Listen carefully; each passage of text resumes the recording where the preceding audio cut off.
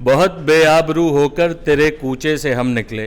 कुछ यही हाल रहा टीम इंडिया का कल वर्ल्ड कप के सेमीफाइनल में। एक होती है हार, एक होती है करारी हार और एक होती है भरपूर बेइज्जती वाली हार। जो हमारी टीम इंडिया ने कल हम सारे भारतीय प्रशंसकों के मुंह पर एक खूबसूरत सा तमाचा मारा है, जिसका मीठा मीठा दर्द अभी तक महसूस हो रहा है। और अपने हमदर्दों से आपको मिलाता हूँ, अंकन है मेरे साथ। ये जो टीम इंडिया है, ये T20 की टीम इंडिया नहीं है, ये वनडे के स्टाइल में T20 खेलते हैं, ऐसा एक्सपर्ट्स कह रहे हैं। आज हम जिस मुद्दे पर बात करेंगे वो ये है कि अब जब 2 साल बाद दोबारा T20 वर्ल्ड कप होगा तो कितने खिलाड़ी इस टीम के रिपीट होंगे या किन खिलाड़ियों का ये आखिरी वर्ल्ड कप था। इसी मुद्दे पे हम चर्चा करेंगे कि भविष्य की टीम इंडिया कैसी होगी। अंकन, आपसे शुरुआत करता हूँ। अगले वर्ल्ड कप में 2 साल बाद होने वाला है, किन खिलाड़ियों को आपको लगता है कि ये tata bye bye thank you हो गया है T20 फॉर्मेट से? देखिए, T20 फॉर्मेट में तो आदर्श ऐसा हो गया है कि अभी 2 साल बाद आपको खेलना है, अगले साल आपको ओडीआई वर्ल्ड कप खेलना है, तो फोकस आउट हो जाओगे आप T20 से जी। लेकिन चेतन शर्मा जो चीफ सिलेक्टर है, उन्होंने ये बात बिल्कुल साफ कर दी थी जब न्यूजीलैंड के खिलाफ और बांग्लादेश के खिलाफ उन्होंने टीम का ऐलान किया कि कुछ प्लेयर्स को हम मौका इसके बाद नहीं देंगे। वो साफ साफ नहीं कह पाए, लेकिन इशारा यही था। जैसे दिनेश कार्तिक हो या रविचंद्रन अश्विन हो, इसके अलावा गेंदबाजों की और बात की जाए तो भुवनेश्वर कुमार हो, मोहम्मद शमी हो, ये ऐसे प्लेयर्स हैं जो अब T20 फॉर्मेट में एटलीस्ट जो शॉर्टेस्ट फॉर्म है इसमें नज़र नहीं आएंगे। लेकिन ये बात है 3 हफ्ते पहले, 2 हफ्ते पहले। अब क्या हो गया, अब जब आप सेमीफाइनल हार गए हो और इस तरीके से हारे हो, जैसा आपने कहा कि शर्मनाक हार जो है वो मिली है भारतीय टीम को, और दर्द, दुख और पीड़ा जो है ना, वो सिर्फ हमें नहीं है, वो पूरे टीम मैनेजमेंट को भी है, प्लेयर्स को भी है। और ये हुआ इसलिए है क्योंकि आप जो आपने कहा कि आप फॉर्मेट, आप जो फॉर्मेट खेल रहे हो उस हिसाब से नहीं खेल रहे। आप ओडीआई की तरह या टेस्ट की तरह नहीं खेल सकते। बहुत सारे आंकड़े हैं इस वीडियो में, हम आपको आगे भी बताएंगे कि ऐसा हुआ है आदर्श कि आपने पिछले 1 साल में तैयारी किसी और चीज़ की थी और हुआ इस वर्ल्ड कप में कुछ और, तो उसका खामियाजा जो है वो टीम तो भुगत ही रही है, हम सब भुगत ही रहे हैं, लेकिन तलवार तो किसी पर गिरनी है। तो वो बहुत सारे ऐसे प्लेयर्स हैं, बीसीसीआई के सोर्सेज लगातार ये कह रहे हैं कि मैसिव चेंज होगा टीम में। जो बड़े खिलाड़ी हैं, यानी कि जो सीनियर प्लेयर्स हैं, वो तो बाहर जाएंगे ही, लेकिन कुछ ऐसे भी चौंकाने वाले नाम हमारे पास इस वक्त हैं जो आपको दिख सकता है इसके बाद कि वो नहीं खेलते हुए आपको नज़र आएंगे। मुनीश देवगन जी हैं हमारे साथ। अंकन ने कई खिलाड़ियों का नाम लिया, लेकिन ज़्यादातर बॉलर्स थे। क्या हम भारतीय बल्लेबाज, सुपरस्टार बल्लेबाजों का नाम लेने से अभी भी डर रहे हैं, हिचक रहे हैं? कौन से ऐसे खिलाड़ी हैं, वही सवाल है मेरा आपसे भी। भले हम लोग ना हिचकें, लेकिन सुनील गावस्कर ने साफ तौर पर कह दिया जी कि कुछ बड़े इस्तीफे होंगे और कुछ बड़े लोगों को बाहर जाना होगा। अगर वो इस्तीफा नहीं भी देंगे तो आगे जो टीम देखेंगे आप T20 की, जब भी अनाउंस हुआ करेगी तो उसमें बड़े नाम नहीं हुआ करेंगे।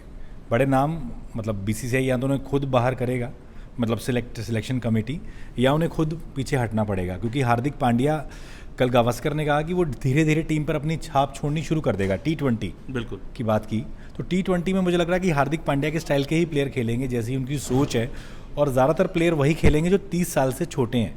जो हमेशा आलोचना होती थी भारत की कि भैया आप 30+ वाले हैं, ठीक है, सूर्य कुमार यादव जैसे कुछ प्लेयर खेल सकते हैं क्योंकि उनका फॉर्मेट ही वही, खेलने का स्टाइल भी वही है। लेकिन हमें, भले पाकिस्तान फाइनल में पहुंचा हुआ है और पाकिस्तान फाइनल जीते ना जीते, लेकिन बात की बात है, लेकिन पाकिस्तान जिस तरीके से खेला है, उसके जो यंगस्टर्स खेले हैं, शाहीन अफरीदी अंडर 19 से निकला हुआ एक सितारा है। बिल्कुल। तो मुझे लग रहा है वक्त आ गया है, भारत के पास भी कुछ ऐसे अंडर 19 के युवा बल्लेबाज हैं जिन्होंने भले अभी IPL भी नहीं खेला है, जैसे राज बावा, अनगन को पता होगा कि युवराज के जो कोच थे उनके बेटे हैं वो।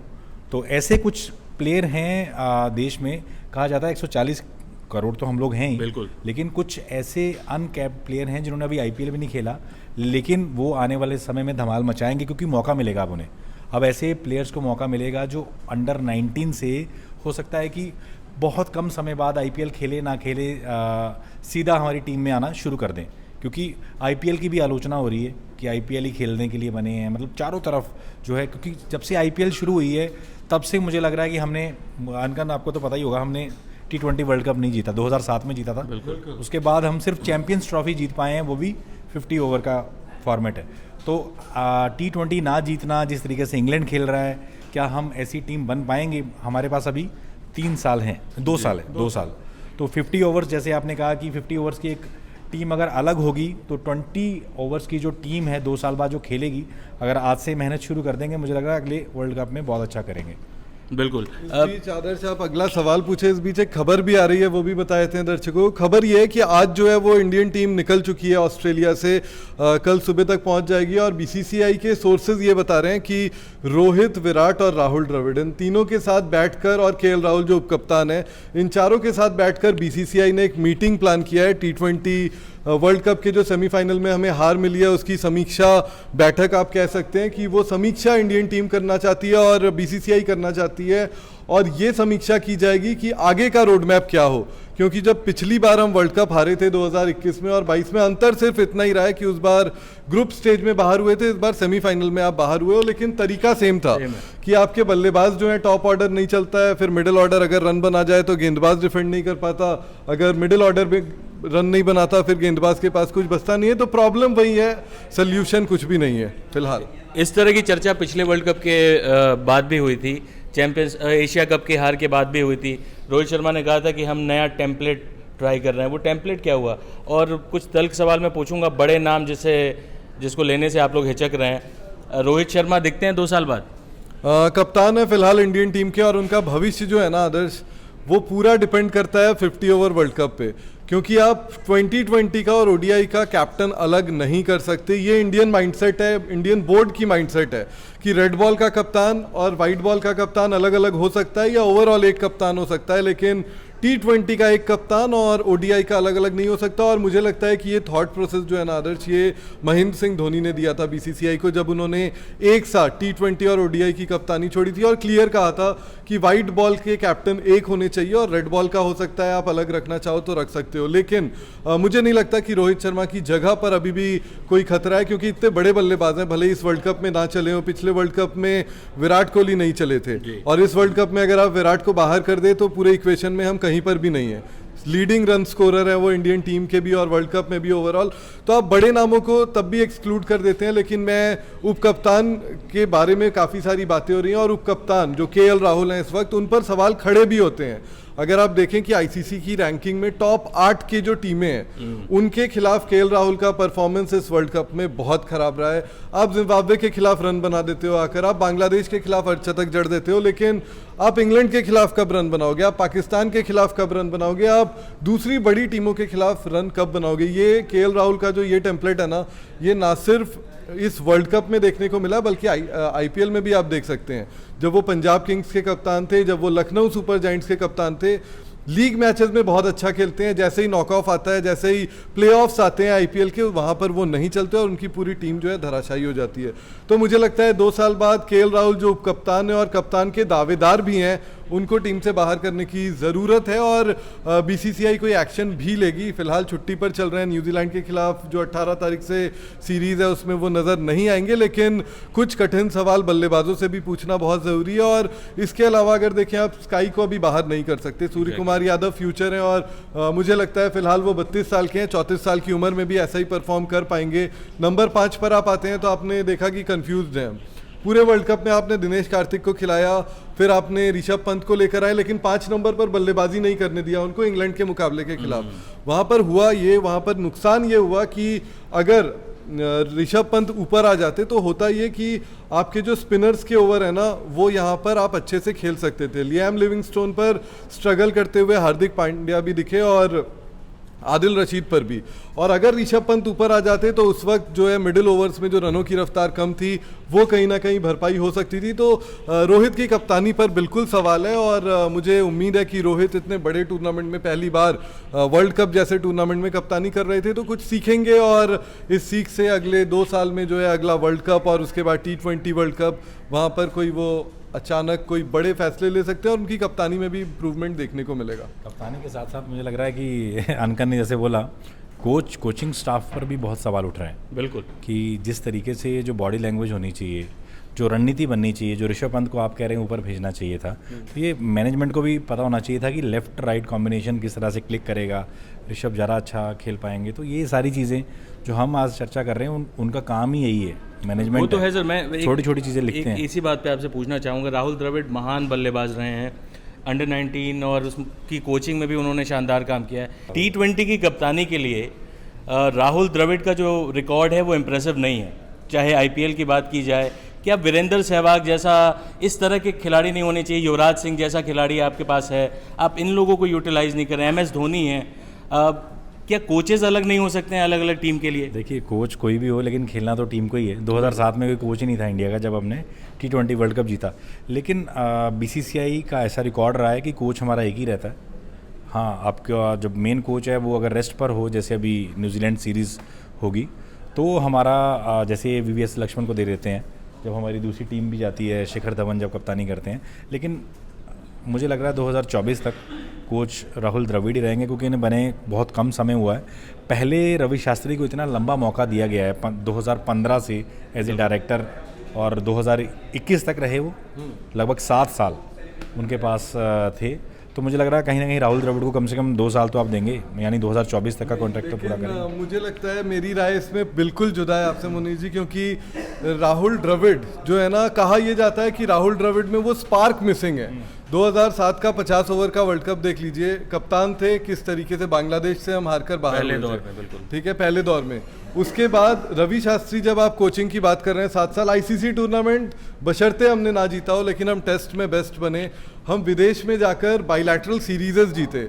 हम गाबा में जाकर अजिंक्य रहाणे की कप्तानी में ऑस्ट्रेलिया को उनके घर पर हमने हराया। तो काफ़ी सारी पॉजिटिव चीज़ें रवि शास्त्री के उसमें थी। और अगर आप राहुल द्रविड़ को देखें, साउथ अफ्रीका में टेस्ट सीरीज हमने हारी, इंग्लैंड के खिलाफ एक टेस्ट मैच जो था हम खेलने गए थे वो हारे हम, एशिया कप हार गए हम, T20 वर्ल्ड कप हार गए हम।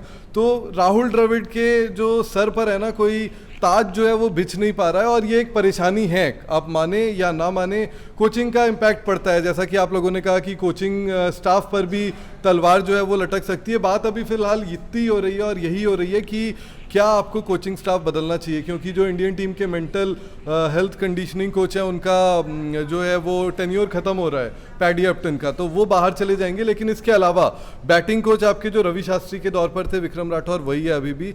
और बॉलिंग कोच की बात करें, पारस मामरे, मुझे नहीं लगता कि उनको भी बाहर किया जाएगा इतनी जल्दी। और राहुल द्रविड़ पर भी कोई गाज जो है वो नहीं गिरेगी।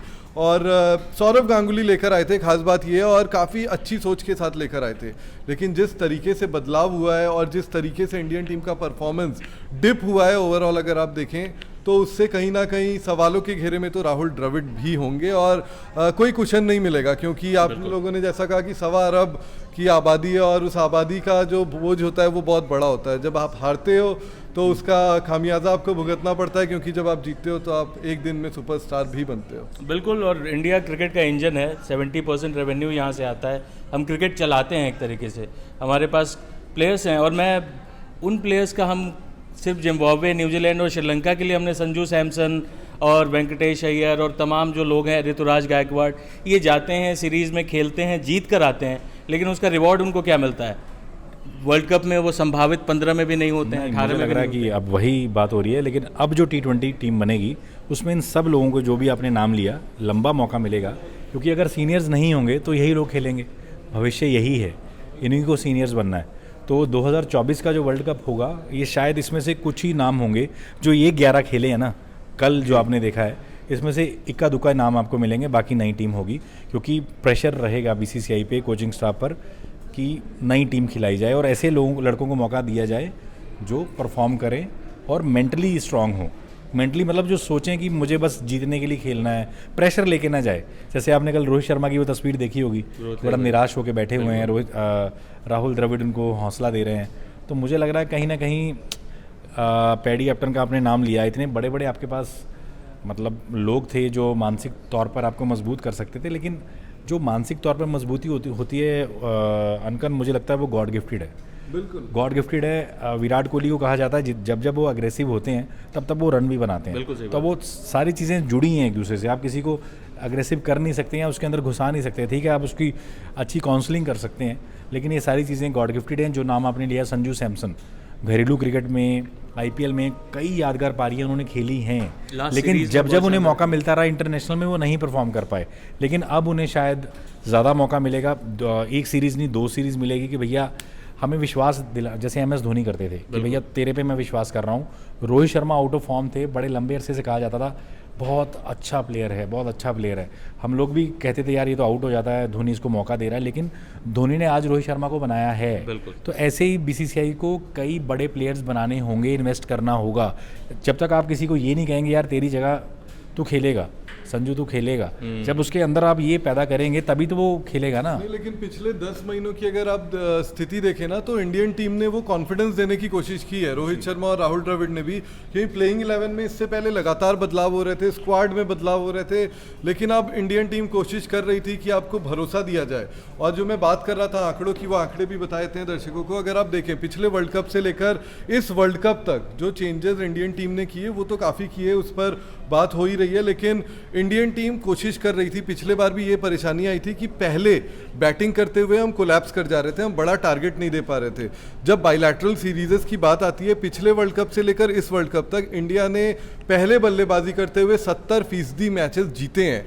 तो ये कोशिश की जा रही थी। 24 मुकाबले लगभग हमने 35 मुकाबले खेले, उसमें से हम कम से कम 17 से 18 मुकाबलों में पहले बल्लेबाजी की हमने, और उसमें 70% मैचेस जीते। तो वो कॉन्फिडेंस बिल्ड करने की बात हो रही थी, लेकिन एट लास्ट फिर वो देजावू कहते हैं ना, वो देजावू हो गया इंडियन टीम के साथ कि जो 2021 में ब्लंडर किया वो यहाँ पर भी किया। और उसकी इस हार की भी सबसे बड़ी वजह है कि आपके ओपनर्स नहीं चले, आप गेंदबाजी में प्लान ए से प्लान बी में शिफ्ट नहीं कर पाए, जो MS धोनी बहुत इजीली कर लेते थे। जो आप मेंटल कंडीशनिंग और कोचिंग की बात कर रहे थे, स्ट्रेंथ की बात कर रहे थे, वो धोनी में जो था वो मुझे नहीं लगता कि दूसरे किसी प्लेयर में अब तक देखने को मिला है। कप्तान के तौर पर विराट कोहली बहुत एग्रेसिव कैप्टन थे, अलग टाइप के कप्तान थे, लेकिन धोनी में वो हर चीज़ थी। रोहित में कहा जाता था कि वो कूल है, काम है, कंपोज है मुंबई इंडियंस की कप्तानी देखकर, लेकिन मुंबई इंडियंस का जो थिंक टैंक है वो मुझे नहीं लगता विश्व की कोई भी क्रिकेट टीम हो उसके पास ऐसा थिंक टैंक है। जयवर्धने जैसा आपका हेड कोच हो, उसके बाद आपके पास जहीर खान जैसे बॉलिंग कोच हो, आपके पास सचिन तेंदुलकर जैसे मेंटोर हो, जो सिर्फ आकर पेपटॉक देते हैं, सिर्फ बताते हैं कि हाँ तू अच्छा खेलेगा, अच्छा खेलेगा।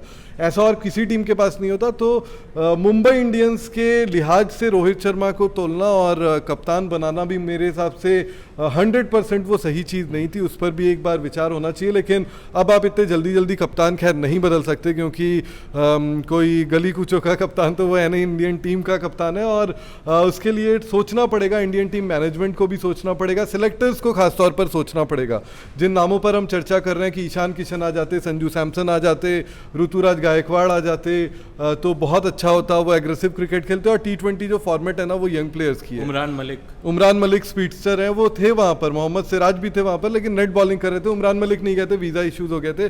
लेकिन इसके अलावा अगर आप विराट कोहली की भी हमने बात की बहुत तारीफ की हमने, लेकिन विराट कोहली के अगर आप रिकॉर्ड्स देखेंगे 2012 के T20 वर्ल्ड कप में उनका जो एवरेज था, उसके बाद 2016 के T20 वर्ल्ड कप में जो उनका एवरेज था, 2014 में भी आप देख लें, 2022 में सबसे कम उनका एवरेज रहा है। भले वो बहुत रन बनाए, लेकिन वो विराट अपने हिसाब से विराट पारी नहीं खेल रहा, वो अपने हिसाब से आज भी एक मीडियोकर पारी इस वर्ल्ड कप में खेल कर गए। भले उनके सबसे ज़्यादा रन हो, लेकिन ये वो विराट नहीं है जिसको हम जानते थे, जो फ्रंट से लीड करता था। रोहित शर्मा की तो खैर बात करना ही गलत होगी, क्योंकि उन्होंने रन ही नहीं बनाए।